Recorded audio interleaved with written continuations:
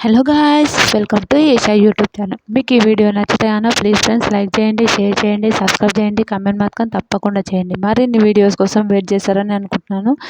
నిన్న లైవ్లో జరిగిన ఒక గురించి ఇది ఎపిసోడ్లో కొంచెం వేసారు కానీ లైవ్లో మొత్తానికి చెప్తాను నేను. ఆశని హౌస్ అదేంటంటారు బాత్రూమ్ క్లీనింగ్ చేస్తుంటారు కదా, అక్కడ బాత్రూమ్ క్లీనింగ్ చేస్తున్నప్పుడు ఆమె ఏం చెప్తుంది, సంజనవి కొన్ని అక్కడ ఉండింటాయి, కొన్ని షాంపూలు ఏదో ఒకటి ఉన్నాయి. అయితే అవి షాంపూలు అవి ఏమో ఉంటే ఇంకా ఓకే, మీరు అవి పెడుతుంటే నేను క్లీన్ చేయడానికి నాకు ఇబ్బంది అవుతుంది అంటే నేను ఆనే పెడతా, ఇక్కడ ఎట్లా పెట్టాలి అక్కడ ఎట్లా పెట్టాలని సంజన మాట్లాడుతుంది. నిజంగా చాలా రూడ్గా, అస్సలు ఏంద్ర బాబు ఈమె ఇట్లా మాట్లాడుతుంది అని ఒక థాట్ వచ్చినట్లు మాట్లాడుతుంది సంజన. నాకు అస్సలు నచ్చలే.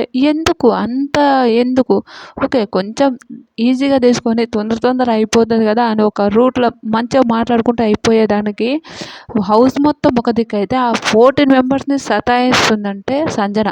నిజంగా శ్రీజను కూడా అట్లా అంటుంది.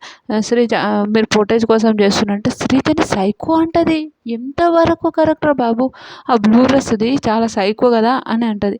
అది ఎంతవరకు ఈమె ఏదో లేడీ విలన్ లాగా ప్రవర్తిస్తుంటుంది. అది ఎపిసోడ్లో వచ్చింది. ఆమెకి ఎంత బ్యాడ్ ఉంటుంది. ఒక ఏజ్డ్ అమ్మాయి, ఆమె ఎట్లా ఉండాలి, చాలా మంచిగా.